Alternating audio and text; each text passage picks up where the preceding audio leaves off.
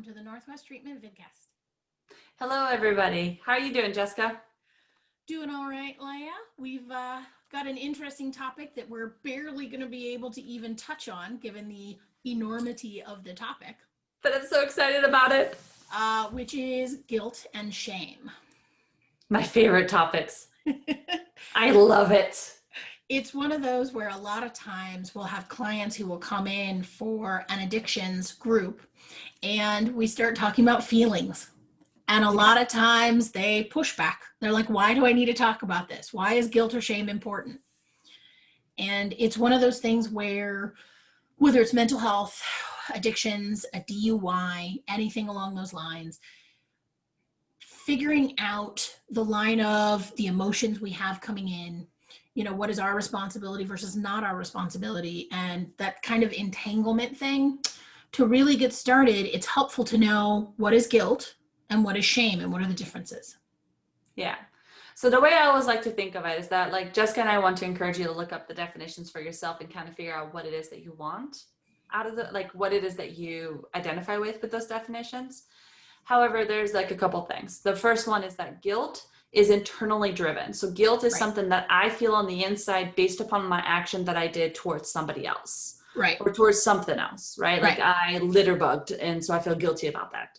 Shame is stuff that is put onto us by other people. Right. So you are a bad person. You did this, you did that. So that, those are the two big things I want to make sure that we touch on. Like, guilt is internal and can be a great driving force for change. Right. And shame a lot of times doesn't actually allow us to change because it just pushes us back down into like this spiral that Jessica's going to talk about, where we can't move with it.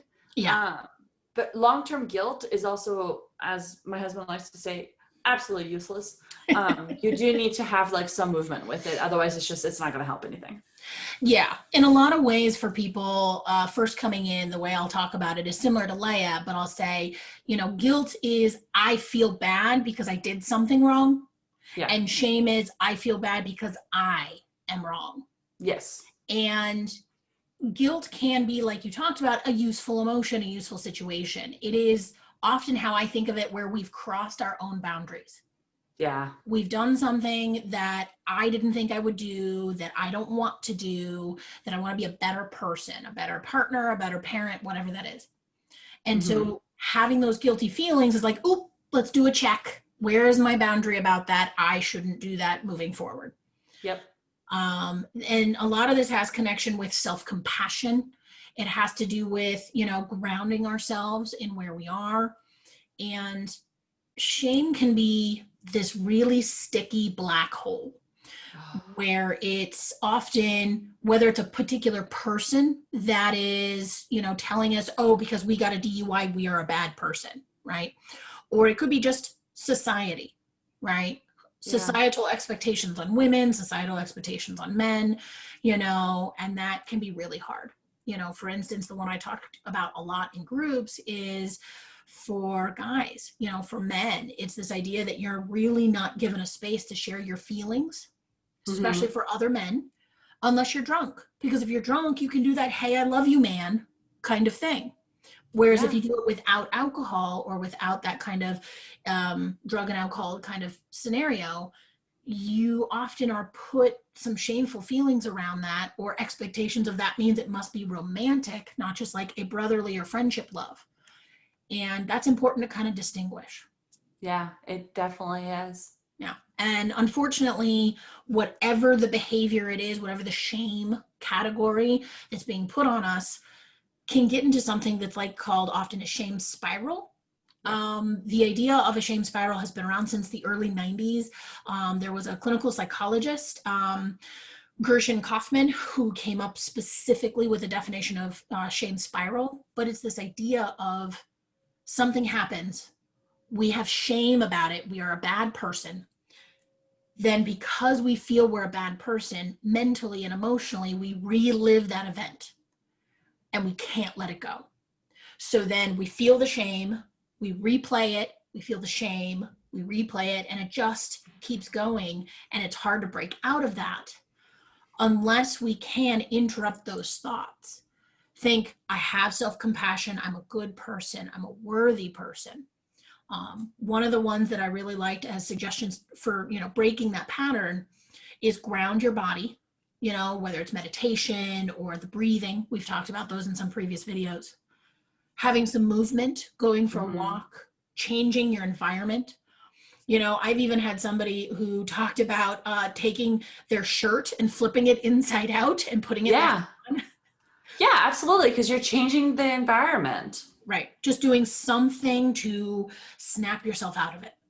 Another one I like to mention to people to help with the shame spiral is actually a parenting trick, which is when you are trying to discipline your children, a lot of times we tell parents, make sure they understand that you're talking about their action, not their worth, who they are as human beings.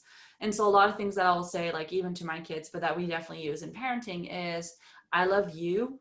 I do not like this action. Right. Or I love you and you hitting me hurts my body or it hurts my feelings. Any of those variations, because then the kid is easier. It's easier for your kid to be able to be like, oh, me as a person versus my action over here. Yeah. And as it turns out, same tricks that we use for kids work really well for adults. Of course. And it is important to have that distinction. Yeah. Yeah. The other main thing that we always talk about in groups or appointments at Northwest Treatment when it comes to shame and guilt is going to be the author Brené Brown. Oh, love her. So we often will talk about her books. She also has TED Talks, Technology, Education, Design, which you can find online. And how one of the ways to combat some of this is to learn how to become vulnerable, and often, especially in those groups that I'll talk about with men, is the, concept of who am I as a person, right? And a lot of times we want to be someone that is relied upon, that we are thought of as someone who will show up when you need us. And when that's how you have an important value, right, or sense of character, you can then say, well, how would this person who's a friend of yours know to rely on you if you don't also let them, be vulnerable with them so that you can rely on them, right? It's going out on that tree limb. If you just say, hey, rely on me, but that's it, it's not as effective. And a lot of things that can happen with shame is that shame will make us believe we're in this by ourselves. Correct. Very isolating. Is great for that. Shame is amazing at isolating you from your friends, from everybody else. And then you truly believe that you're the only person on the face of the earth that has ever walked through the hellfire that you're currently walking through.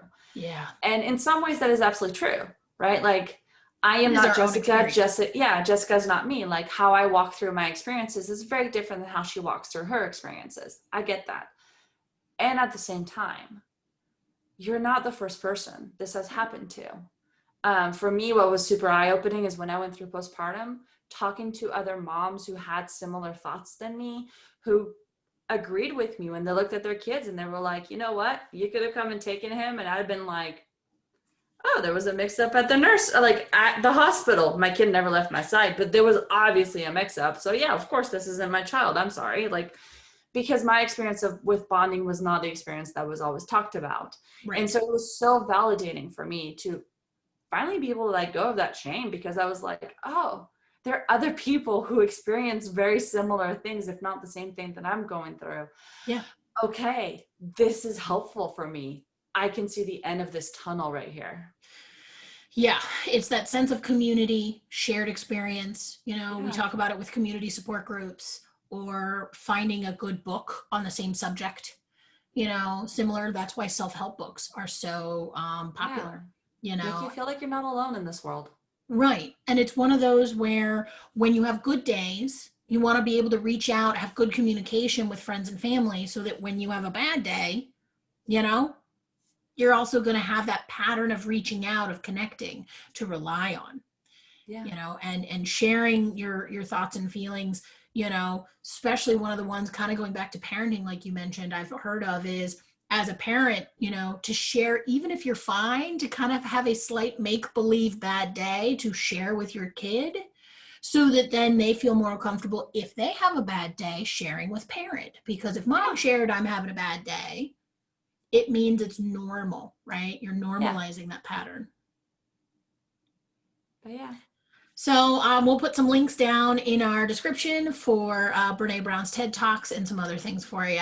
If you have any questions about shame or guilt, feel free to let us know and leave a comment for us. And with that, we wish you to be well. Thanks. Bye.